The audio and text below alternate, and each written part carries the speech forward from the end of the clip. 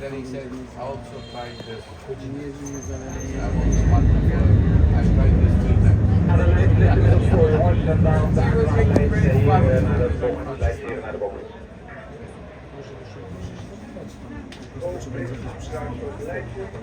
You cannot stand there. Move. Push, push, push.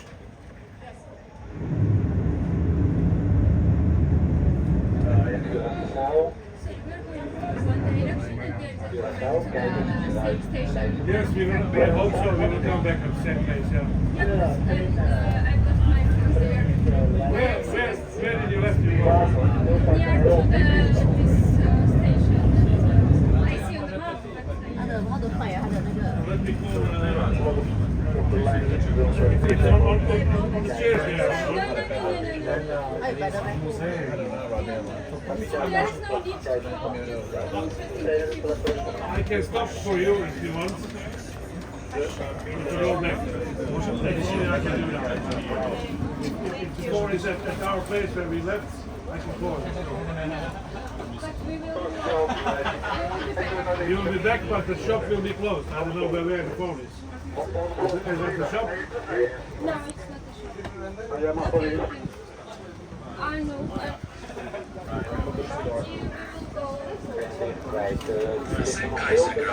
This is the Kaisersgracht, or Emperor's Canal, named after the Austrian Emperor Maximilian. Of the 3 main canals dug during the city's expansion, the Kaisersgracht is the widest. To orient yourself, picture the Herrengracht, or Gentleman's Canal, to our right, and the Prinsengracht, or Prince's Canal, to our left. There are many coach houses on the right. They belong to the mansions over on the Herrengracht. Their large doors, big enough for a horse and carriage, make them easy to spot.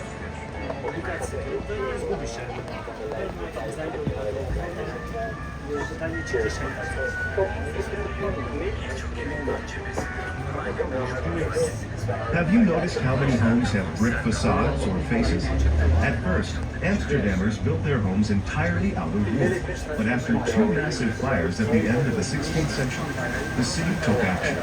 It passed a law requiring that all newly constructed buildings have facades made of non-flammable brick or stone.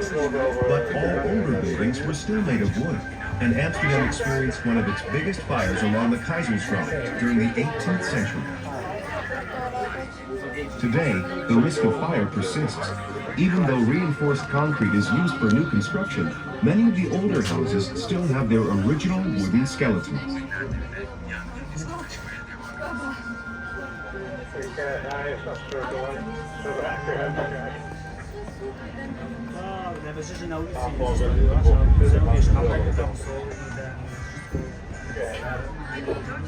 If you visited this neighborhood 400 years ago, the streets would have been overrun with poor working-class people. You'd have to step around open sewers and steel yourself against the nasty smells of dead animals and the tanning business that comes heavy in the air. Many tanneries set up shop here, and some of the street names reflect this animal-based industry. You can find a bear street, a deer street, and even a skin street. In general, though, it was the cow, and sometimes the goat or hare, whose skins were tanned, and these were used to make shoes, saddles, and many other items. Today, you get to experience something very different. The streets are now lined with cute little shops and fancy restaurants, and the air is fresh and appealing.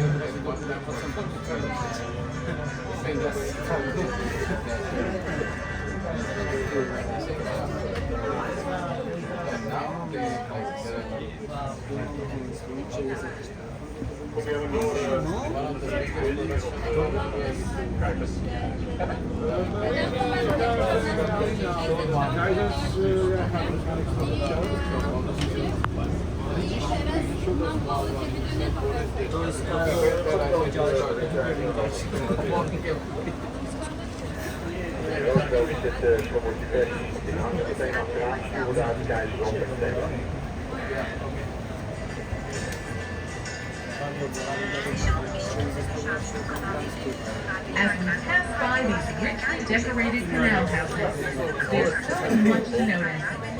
So many flourishes and details, ornate door cases, sculptures, and of course the decorative gables at the roofline. There are several different types of gables, and over the decades, they've gone in and out of fashion.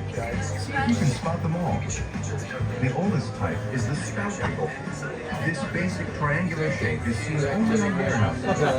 The 17th century spout looks just as you'd expect, a series of steps. The neck gable, with its straight up and down sides and scrollwork decorations, came a bit later, followed by the bell gable, which has a more rounded, bell-like shape. By the 18th century, the cornice of plastic was most popular. There's one thing that all gables have in common: the hoisting beam.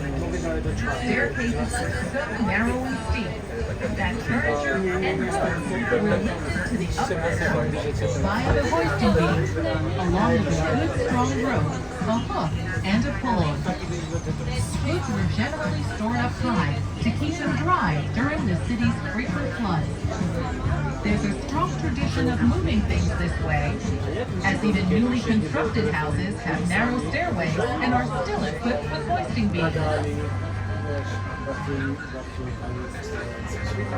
The church was built in the 17th century and is the largest Protestant church of the Netherlands. Hendrik de Keyser, the city's architect, designed it in Dutch Renaissance style. He died before the tower, which was made of stone and brick, was finished. The tower proved to be too heavy for the supports it was built on, which were thought to be of second-hand wood, and it started to leak. When de Keyser's two sons took over the project, they decided to finish it with a lighter building material, wood. At the top of the tower is a blue crown, a gift from the Emperor Maximilian I of Austria to the city for its coat of arms. One last thing about the Westerkerk. This was where the famous artist Rembrandt was buried, in an unmarked grave.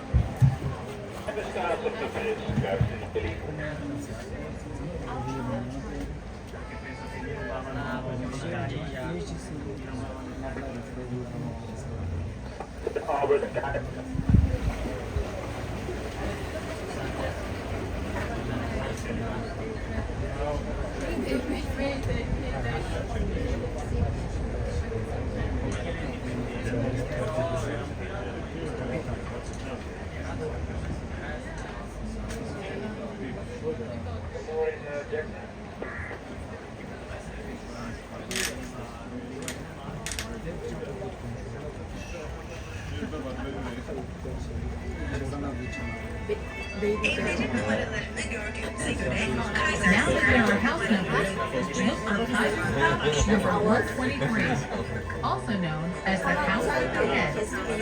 This beautiful Amsterdam Renaissance-style building of brick and sandstone is decorated with 6 beautifully sculpted heads. They're said to represent the Greek gods Apollo, Mars, Ceres, Minerva, Bacchus, and Diana. But legend has it that they symbolize the 6 thieves who once tried to break into the house. They were beheaded by a brave serpent.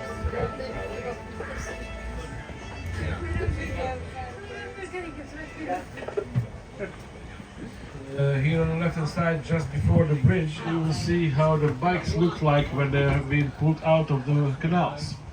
Just before the bridge on the left. We used to say the canals are 3 meters deep, 1 meter of water, 1 meter of mud, and 1 meter of bicycles. The magnet fishing is very popular here in Amsterdam, and there is a result here on the left-hand side.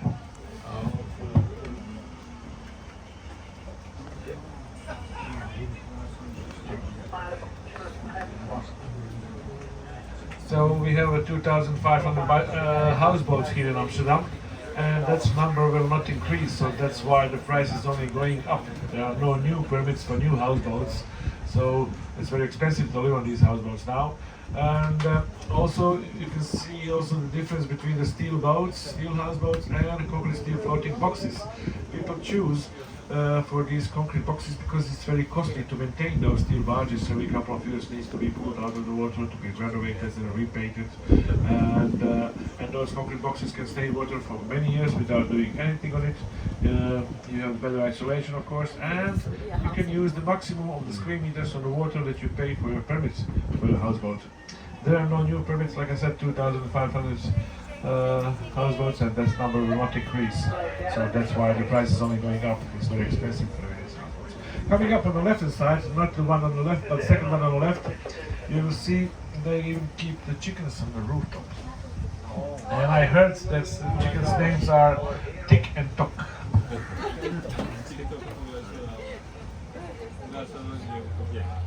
어, 네.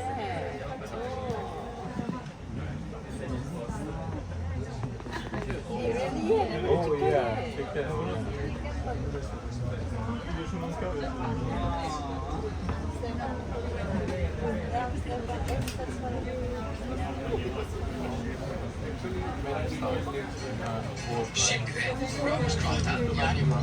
We are now approaching Brouwer's Gracht, or the Brewer's Canal. This canal was part of the city's 17th century expansion. It connects the three main canals, the Herengracht, the Keizersgracht, and the Prinsengracht, and used to form the northwest border of the city. With its arched bridges, many houseboats, and beautiful architecture, it's now one of the most picturesque waterways in the city. But that wasn't always the case. Many of the industries banned from residential areas ended up here. That included the smelly ones, like leather and whale oil processing. And of course, beer brewing, which gave the Brewer's Canal its name. Because water quality was so poor, people turned to beer as a safer, healthier drink. Only the rich could afford wine, which was imported, but everyone drank beer. Many of the buildings you see are old workshops and factories or warehouses. Merchants originally stored goods in their houses, but as trade increased, more and more warehouses were built. See if you can spot some. Look for triangular spout doors and windows with wooden shutters. The shutters help keep goods dry and dry.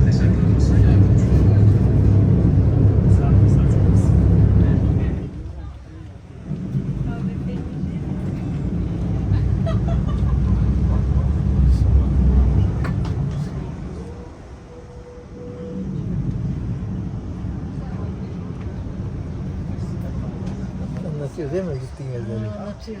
Gezdiğin her yere. He? Her yeri anlatıyor.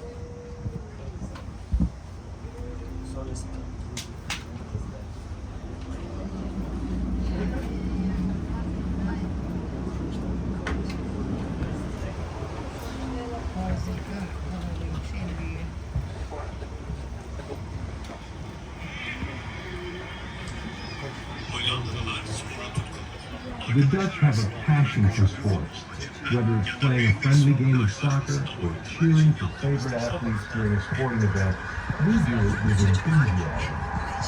Children are encouraged to hone their sports skills both in and out of school. Many secondary schools have state-of-the-art sports facilities, and some academic programs are even specifically designed for gifted athletes. With opportunities like these, it's no wonder that Dutch athletes tend to do very well in international sports competitions. For many years now, the Netherlands national soccer team has ranked among the 10 best in Europe. The Dutch have also won many Olympic medals, especially in long track speed skating, where we regularly outperform all other nations.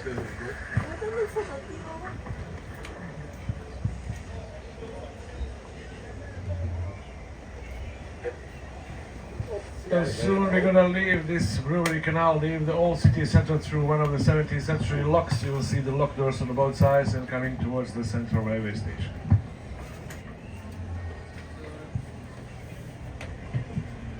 Mondrian, Brouwer, Havener. Are you gonna film this maneuver? It's gonna be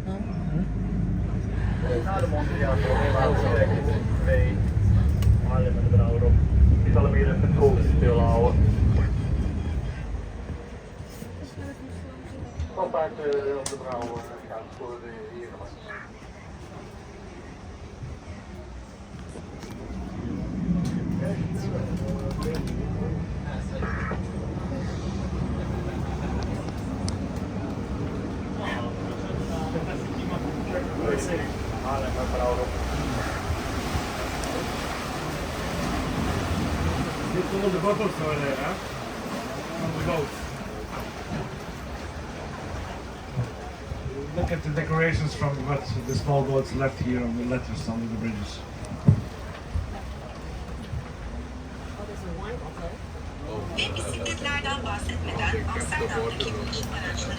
And no talk about transportation in Amsterdam would be complete without mentioning bicycles. You've probably figured out that they're Amsterdammers' favorite mode of transport. All around Central Station are places to park, from a huge multi-level bike parking area to a converted ferry filled to capacity with bikes. More people bike than drive to work, and it's estimated that the city has around 1.6 million bikes. That's more bikes than people. In typical Dutch style, the bikes are very practical. Single-speed coasters with foot brakes, sometimes with a crate in front for carrying everything under the sun, including children. In Amsterdam, expect to see everyone from the sophisticated business executive to the harried mother of three, pumping away on a two-wheeler.